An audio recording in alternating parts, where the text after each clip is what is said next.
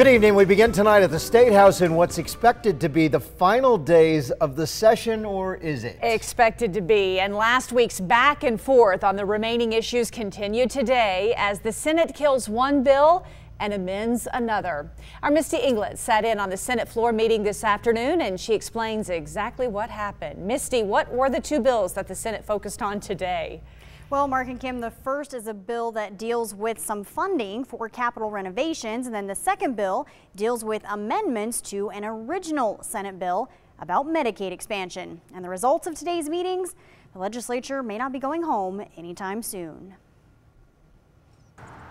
On Monday, the Senate added 6 amendments to Senate Bill 1204. That was the original bill proposed to pass Medicaid expansion with very limited restrictions. The 6 new amendments include things like adding a work requirement, which was not in the original bill at all. Other changes would include giving Idahoans who fall between 100 and 138% of the poverty level the option to stay on the state insurance exchange. It would also make it so if a person doesn't meet the work requirement, they cannot be pulled off Medicaid, but would have to pay a copay fee. Some senators don't agree with the changes, including the bill's original sponsor, Fred Martin. To me, 1204, before amended, was truly a compromise.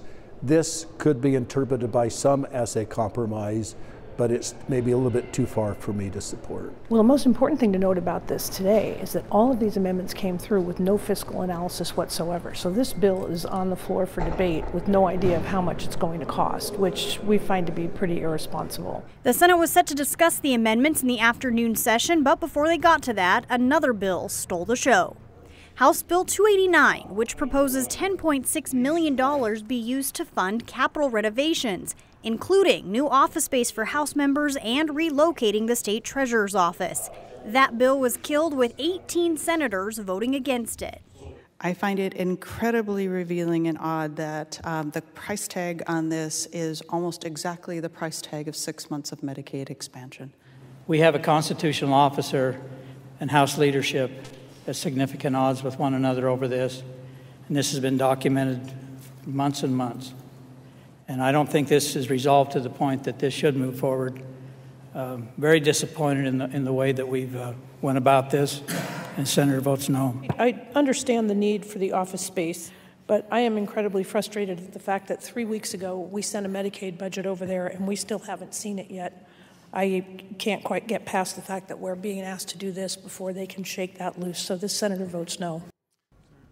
But then after all that you just saw there was a proposal to reconsider that vote on that appropriations bill. The Senate then recessed to meet in the President Pro Temp's office and discuss it. But when they came back in session, the Senate adjourned for the day with no further discussion on that House bill and none whatsoever on the Medicaid amendments. Jordan says the Medicaid bill will likely be discussed tomorrow. Kim. Not a boring day at the State House. No. And Misty, once again, breaking it all down for us. We certainly appreciate it.